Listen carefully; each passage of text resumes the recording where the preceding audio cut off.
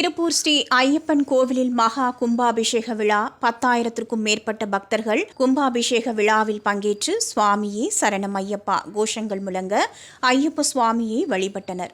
திருப்பூர் கல்லூரி சாலையில் உள்ள பிரசித்தி பெற்ற ஸ்ரீ ஐயப்பன் கோவில் உள்ளது. இந்த ஐயப்பன் கோவில் கடந்த 1966ஆம் ஆண்டு கட்டப்பட்டது. 1977ஆம் ஆண்டு, 1990, 1998, 2013ஆம் ஆண்டுகளில் கும்பாபிஷேகம் நடைபெற்றது. அதனைத் தொடர்ந்து 5வதாக இன்று மகா கும்பாபிஷேக விழா கடந்த 27ஆம் தேதி தொடங்கியது. தினமும் காலை மாலை வேளையில் யாக பூஜைகள் நடைபெற்றன. இன்று பஞ்சலோக சிலையில் காட்சி தரும் ஸ்ரீ ஐயப்ப சுவாமியின் மூலவர் சன்னதி கோபுர கலசத்தின் மீது தாந்திரீக முறைப்படி புனித நீர் ஊற்றப்பட்டு சுவாமியே சரணம் ஐயப்பா கோஷங்கள் முழங்க கும்பாபிஷேக விழா நடைபெற்றது.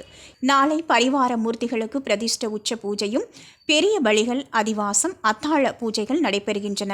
வரும் 4ஆம் தேதி ஐயப்ப சுவாமிக்கு 25 கலச பூஜை அபிஷேகமும், ஸ்ரீ பூதாபலி பூஜையும் தொடர்ந்து மண்டல பூஜையும் நடைபெறவுள்ளது.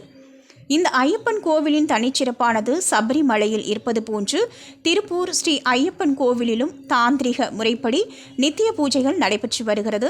இந்த கும்பாபிஷேகத்தை முன்னிட்டு கோவில் அருகில் உள்ள சௌடாம்பிகை கல்யாண மண்டபத்தில் கும்பாபிஷேக விழாவிற்கு வருகை தரக்கூடிய 20,000க்கும் மேற்பட்ட பக்தர்களுக்கு அன்னதானம் வழங்கப்பட்டு வருகிறது.